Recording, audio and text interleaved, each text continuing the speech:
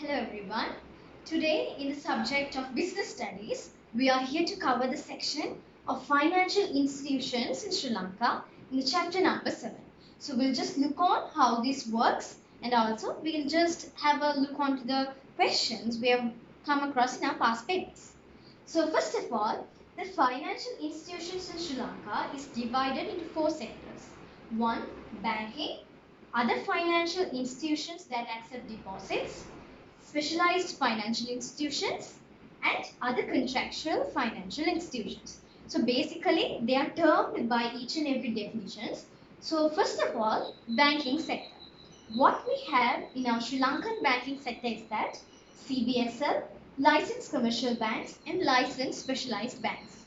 So first of all, we do know what CBSL is. Central Bank of Sri Lanka works to implement the monetary policy of Sri Lanka.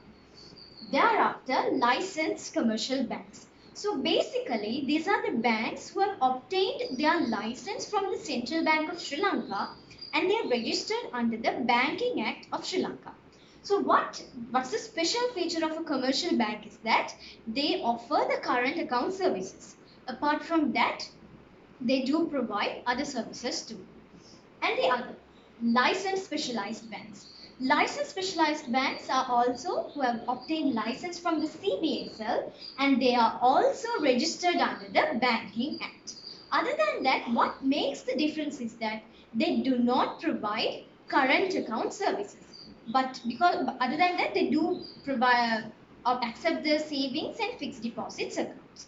More than that, they also provide the services like leasing facilities, underwriting of shares. So basically, underwriting of shares means whenever a public company provide the public to buy their shares, there will be a certain amount at some times where they won't be able to sell those shares.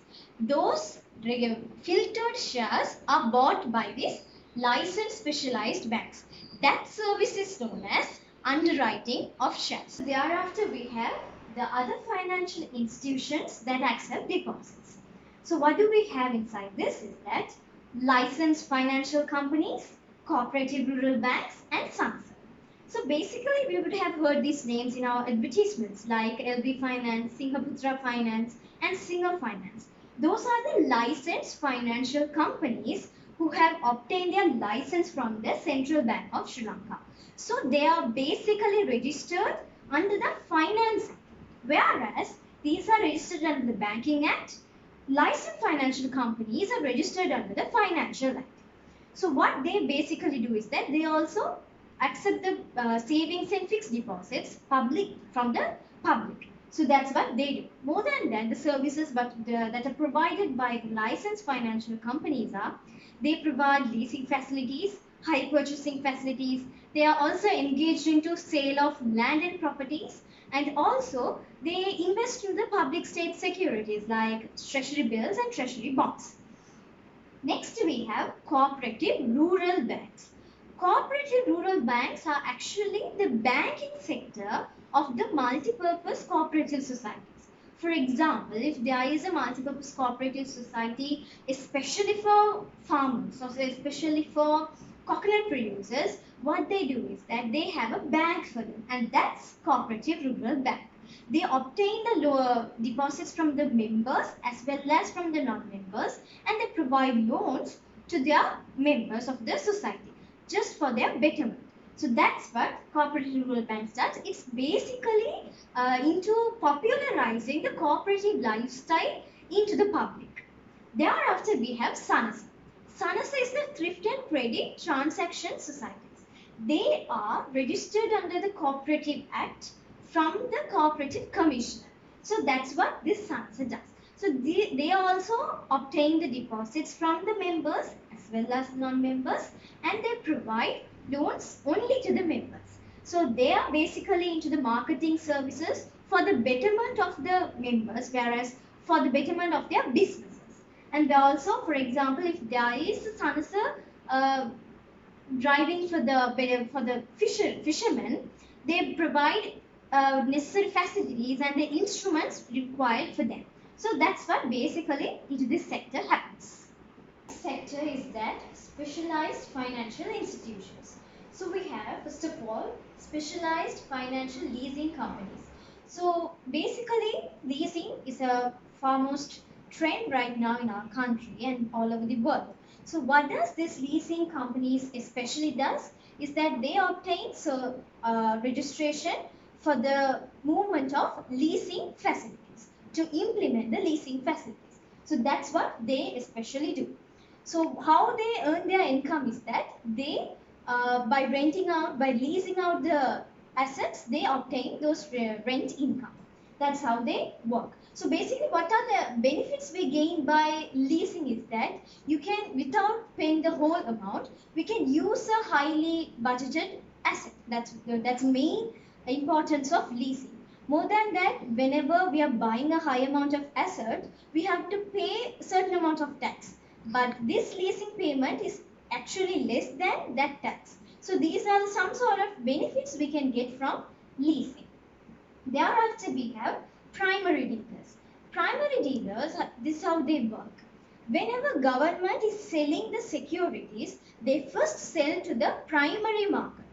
The primary market are with the primary dealers. So the dealers who are working into the primary market are the primary dealers. So they are responsible in buying those shares from the government and also buying those securities from the government and also being helpful in reaching out to the secondary market, which is to the public.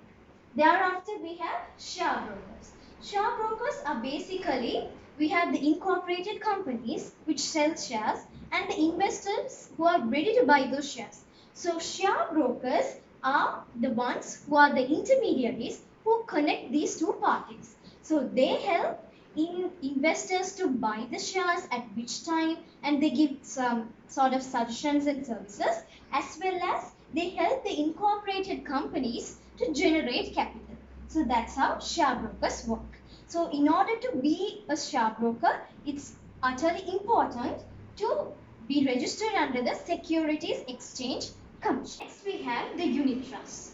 Basically, unit trust is a form of fund which is collected by sale of units or assets. So what happens in a unit trust is that there are three parties engaged. We have unit trustee, we have investors, and we have the fund management companies. In reality, though people have ample amount of funds in their hand, they do not have required amount of time to look onto these investment tools. So unit trust help for those people. What they can do is that the investors can buy the units from the unit trustees for a certain amount of funds. Those funds are now managed by the fund management companies because there are some expertise in those companies who help in making sure that these investors get the required amount of return for their investments. So that's how unit trust works. Next we have market intermediaries. Because in the financial market, we have the financial tools and the investors. So market intermediaries help in joining them.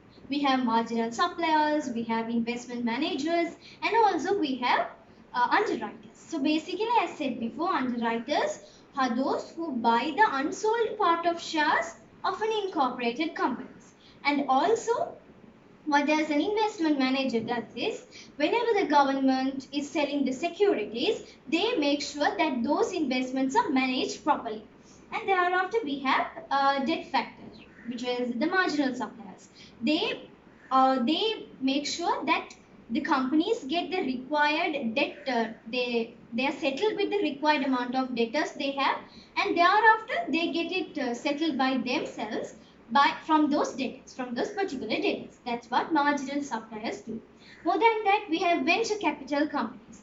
Venture capital companies are those who help in encouraging the new entrepreneurs to the country, because those who are coming up with new ideas and new businesses, venture capital companies give the required amount of loans and funds and make sure they start a new business. That's what happens in a specialized financial institution.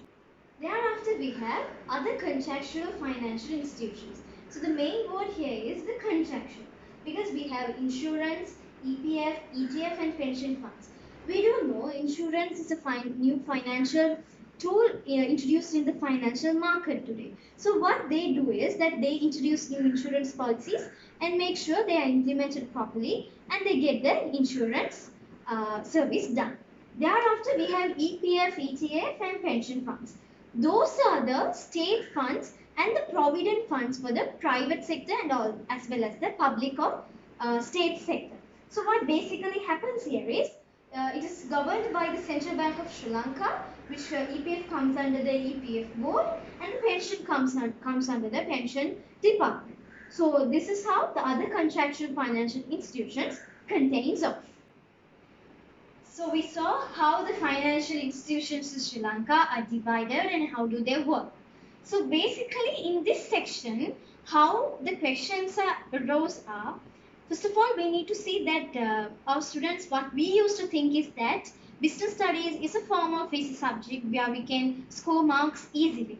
But nowadays, the toughness level of business studies is being increased. So therefore, for example, if we take 2019 paper, actually a student must have a knowledge of all 18 chapters to answer a full whole question completely. That's how it has been changed. So it's better to have a critical thinking and a practical knowledge for the contemporary world to answer the questions. For example, if you take this section, we have general questions. There's a general pattern asked, like what are licensed financial companies? What are the services provided by them? What are primary dealers? How do they work? These are some general pattern of questions asked. Other than that, we have some sort of questions asked, like cooperative rural banks are not different from licensed commercial banks. Do you agree with this statement? Why? This is a question asked. So this is a different pattern of question asked. For this question, it's highly encouraged for first to write whether it is yes or no. So first we will write no. Thereafter we should argue why it is not the same. Because we could say it comes under, it's better first to divide as a whole different two charts and to write licensed commercial banks come under banking sector. Cooperative rural banks come under other financial institutions that accept deposits. And banking licensed commercial banks provide current account services, whereas they don't. And licensed commercial banks are into foreign transactions, whereas they also don't. So this is how we have to first answer. So that's what matters in business studies, more than knowing the answer. Because most of students, if we ask a question, we know what the answer is. But when we are trying to write it, we will be confused. So that's what matters in business studies. So hope in the upcoming session, we'll get to know how to answer the question much more efficiently.